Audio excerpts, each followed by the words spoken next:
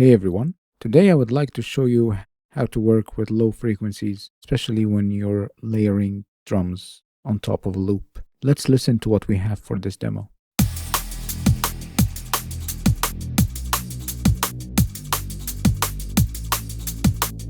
So on top of our core drum track, there is a kick track that needs some adjustment. We'll start by compressing this using Waves CLA-76. We'll set our release time to 3, our attack time to 4, and we'll set our input to -10. We'll set our output to -21. Next thing I would like to use is max bass by Waves. I'll set my frequency to 85. I will use a rate of 3:1. We'll leave the response as is and we'll increase my max bass to -10. I would like to add in Ableton's stock saturator, but first I would like to use EQ8 and we'll roll off everything beyond 27 Hz. Next, we are going to use Ableton's saturator. In digital clip mode, we will increase our drive to 1.5. We're going to add Ableton's stock compressor. Our rate is going to be 3:1. We'll leave the release at 50 milliseconds and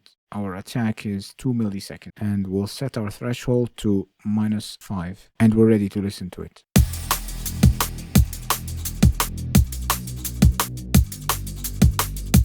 Here is before.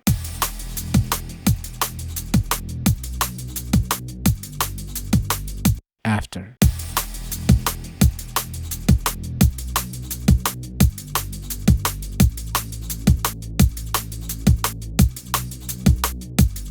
Try it and let me know what you think.